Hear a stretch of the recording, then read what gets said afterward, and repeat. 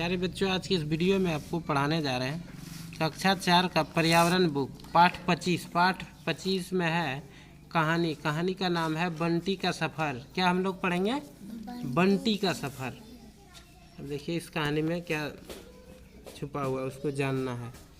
कहता है, सीमा और बंटी अपने माता पिता के साथ बड़ा दिन की छुट्टी में रांची जाने वाले हैं। दो बच्चा है, सीमा और बंटी, दोनों भाई बहन है। सीमा और बंटी कौन है? दोनों भाई बहन है।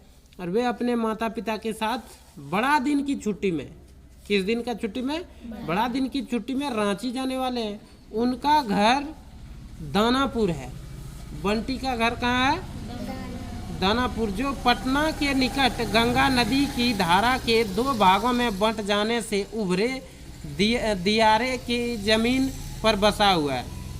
कहाँ बसा हुआ है? दियारे की जमीन पर बसा हुआ। गंगा नदी की धारा के दो भागों में बंट जाने से उभरे दियारे की जमीन पर बसा हुआ है वह गांव। सीमा ने माँ की सामान बांधने में मदद की, और सीमा और बंटी जो है परस्पर भाई बहन है, मदद की। बंटी ने पिताजी के साथ रास्ते का नाश्ता बनाया। चलने के पहले पिताजी ने पूछा, सारा जरूरी सामान रख लिया गया है? माँ ने कहा, कपड़े लत्ते, खाना पानी, दवाई, रुपये, पैसे, फोटो, पहचान पत्र, ब्रीफकेस एवं बैग की ताला चाबी आदि हम लोग ने रख ली है। ब्रीफकेस में अटैची में सब पैक कर लिया, ठीक। और बैग में सीमा ने कहा, जितना भी सामान हम लोग ले जा रहे हैं उसकी मैंने सूची भी बना ली है। सीमा क्या की, जितना सामान ले जा रही थी उस साथ में, तो क्या किया, सबका सूची बना लिया। तो यहाँ देखिए प्रश्न दिया, आप कहीं घूमने जाते हैं तो क्या क्या साथ में ले जाते हैं, वो सब भर देना इसमें। क्या यात्रा पर जाने से पूर्व अपने सामानों की सूची बनानी चाहिए या नहीं? मित्र के साथ चर्चा कीजिए, बना लेना है, और जो जो बनाना है उसको भरना है। यहाँ देखिए चित्र में क्या है, नाव पर सभी घूमने जा रहे हैं ना। सीमा, बंटी और उसके माता पिता अपने सामान लेकर नदी की घाट तक आए। कहाँ तक आए? नदी की घाट तक आए। कौन कौन? सीमा, बंटी और उनके माता पिता, चारों आए नदी के घाट तक। वहाँ से नाव के द्वारा नदी पार कर दानापुर पहुँचे। कैसे पार कर रहा था? ये देखिए चित्र में जो देख रहे हैं, पार कर रहा है ना, नाव के मदद से नदी पार कर रहा था, नाव के द्वारा। तो दानापुर पहुँचे। बस पड़ाव से टेम्पू के द्वारा पटना जंक्शन रवाना हुए। टेम्पू के द्वारा कहाँ हुए? बस पड़ाव से टेम्पू के द्वारा पटना जंक्शन रवाना हुए, पटना स्टेशन रवाना हुआ। बंटी ने कहा, पटना की सड़कों पर आदमी से ज़्यादा rickshaw, tempo, scooter, motorcycle, jeep, car आदि की भीड़ है। क्या बोला? बंटी कहा कि पटना के सड़क में आदमी से ज़्यादा क्या है? टेम्पू, रिक्शा, मोटरसाइकिल दिखता है ना। तो सीमा बोली, गाड़ियों की शोर एवं धुएं से मेरा जी घबराने लगा। क्या बोली? कि गाड़ियों की शोर से क्या हुआ? जी घबराने लगा। अचानक क्या हुआ? अचानक बंटी उंगलियों से इशारा करते हुए बोला कि वो देखो, यहाँ लड़कियाँ भी फर्राटे से स्कूटर और कार चला रही है। लड़की भी ना चलाती है, शहर में बहुत देखने को मिलेगा। जबकि अपने गांव में तो साइकिल चलाने पर भी लड़कियों को टोकते हैं। क्या बोला? गांव में तो साइकिल चलाने पर भी लड़कियों को टोकते हैं, यहाँ फर्राटे मार करके स्कूटर चला रहे हैं न, फर्राटेदार। सीमा हैरानी से देखते हुए बोली, यहाँ लड़के तो लड़कियाँ भी फुल पैंट, जीन्स, कमीज, कुर्ता, टी शर्ट पहने तथा हाथ में मोबाइल फ़ोन घुमाते नजर आती है। जबकि अपने गांव में लड़कियां फ्रॉक, समीज, सलवार या साड़ी पहनती है। तो दोनों जगह का पहनावा अलग है ना, शहर का और गांव का। आपने अब तक किन किन वाहनों को देखा? पानी में चलने वाला भर देना या नाव भर देना है, ठीक। पानी में चलने वाला जहाज ये सब भर देना। ज़मीन पर चलने वाला, हवा में चलने वाला सब भरना है।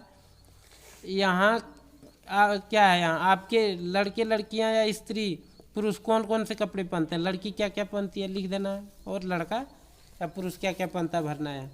क्या लड़कियां को साइकिल चलाने पर रोका जाना उचित है क्या? नहीं। अगर वो साइकिल नहीं चलाना सीखेगी तो विद्यालय कैसे जाएगी? टिकट काट कर सभी लोग प्लेटफॉर्म पर आ गए। टिकट कटाकर सभी लोग कहाँ आ गए? प्लेटफॉर्म पर आ गए। थोड़ी देर में पटना हटिया एक्सप्रेस प्लेटफॉर्म के पास आकर रुकी। कहाँ रुकी?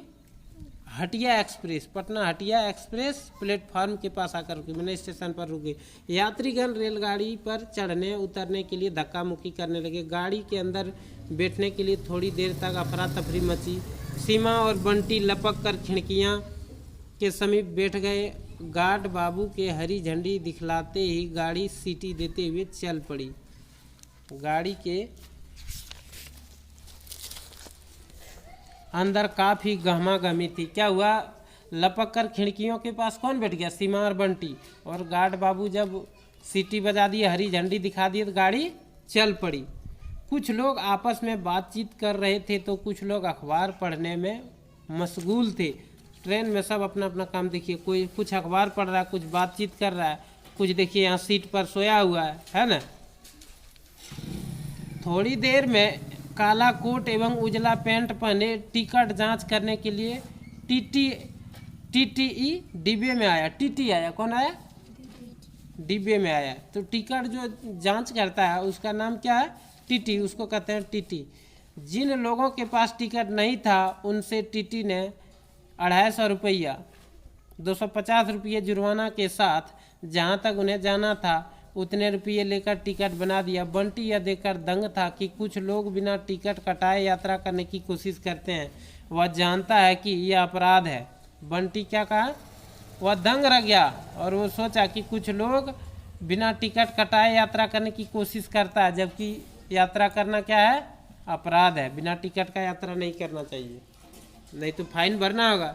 ये जो चित्र देख रहे हैं ट्रेन पर बैठा आदमी का है ना, कुछ अखबार पढ़ रहा है, कुछ बातचीत कर रहा है। यहाँ देखिए कोई सोया है। ये जो चेक कर रहे हैं ये टीटी है। कौन है? काला कोट वाला। क्या आपने देखा है कि रेलगाड़ी के अंदर किन किन सामानों की बिक्री होती है?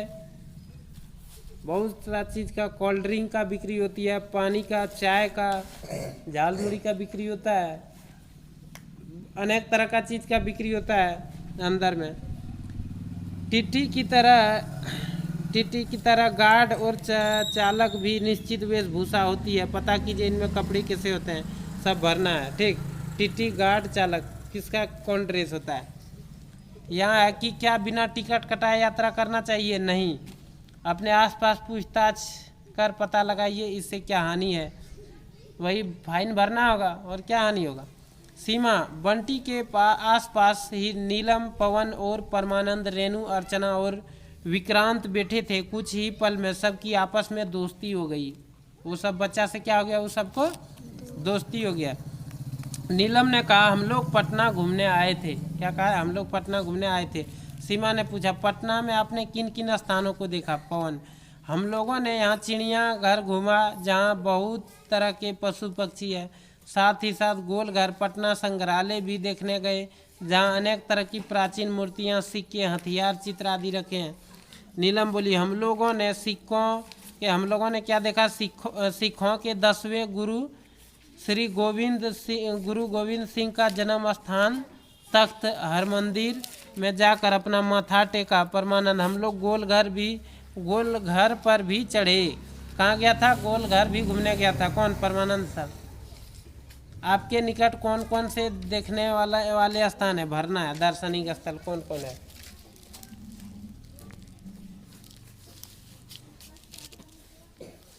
बातें करते करते लोग गया पहुंच गए। कहाँ पहुंच गए? गया स्टेशन। रेणु बोली, गया एक प्राचीन शहर है। यहाँ का एक विष्णुपद और मंगला गौरी मंदिर बहुत प्रसिद्ध है।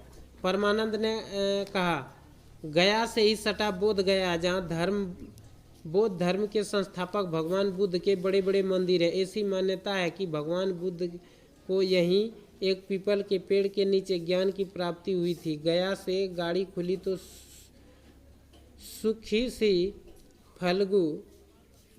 सुखी सी फल्गु नदी दिखाई दी। जिस पर बने पुल पर भारी गड़गड़ाहट के साथ गाड़ी गुजर रही थी। जंगल, पहाड़ और पठार दिखने लगे। कोडरमा से गाड़ी आगे बढ़ी तो धरती पर कुछ चमकती हुई चीज दिखाई देने लगी। सीमा ने पूछा, वह क्या दिख रहा है? ये जो चित्र में देख रहे हैं भगवान बुद्ध है। कौन है? गुरु गोविंद सिंह और भगवान बुद्ध के जीवन के बारे में अपने शिक्षकों से पता करना और लिखना है इसमें। रेणु बोली, वह अबरख है। क्या है? कोडरमा में चमकते हुए अबरख के खाने भरे पड़े हैं। जो चमक रहा था वो अबरख था। अचानक सीमा की नज़र एक ऊंचे पहाड़ पर पड़ी जिस पर छोटा सा मंदिर दिख रहा है। अर्चना बोली, यह पारसनाथ का पहाड़ है। किस चीज़ का है? पारसनाथ का पहाड़ है, जो बिहार और झारखंड राज्य का सबसे ऊंचा पहाड़ है। इसके ऊपर जैन धर्म के 23वें तीर्थकर पार्श्वनाथ का मंदिर है। किसका है? पहाड़ पर जैन धर्म के 23वें तीर्थकर पार्श्वनाथ का मंदिर है उस पहाड़ पर। गाड़ी अब गोमो पहुंचने वाली थी। कहाँ पहुंचने वाली थी? गोमो। विक्रांत ने कहा, यह ऐतिहासिक महत्व की जगह है। स्वतंत्रता संग्राम के महान योद्धा नेताजी सुभाष चंद्र बोस को अंग्रेजों ने उनके घर में ही कैद कर रखा था। सुभाष चंद्र बोस उनको चकमा देकर कैद से निकल गए और गोमा से फ्रंटियर मेल पकड़कर पेशावर चले गए। बाद में वहां से अफगानिस्तान, जर्मनी, जापान होते हुए सिंगापुर पहुंचे तथा आज़ाद हिंद फौज की सहायता से अंग्रेजों पर हमला किया। क्या किया? अंग्रेजों पर हमला किया। क्या आपने किसी पहाड़ पर चढ़ाई की है? पहाड़ पर चढ़ते समय किन किन बातों का ध्यान रखना चाहिए? बहुत बातों का ध्यान, और धीरे धीरे सावधानी से चढ़ना चाहिए। यहाँ चित्र में जो देख रहे हैं, नेताजी सुभाष चंद्र बोस की तस्वीरें चार्ट पेपर पर बनाइए और चिपकाइए और उनके संबंध में 4-5 वाक्य लिखकर कक्षा में टांगिए। यहाँ देखिए चित्र में जो देख रहे हैं ये सुभाष चंद्र बोस का है चित्र। सुभाष चंद्र बोस और उनकी फौज, ये जो देख रहे हैं सुभाष चंद्र बोस और उनकी फौज है।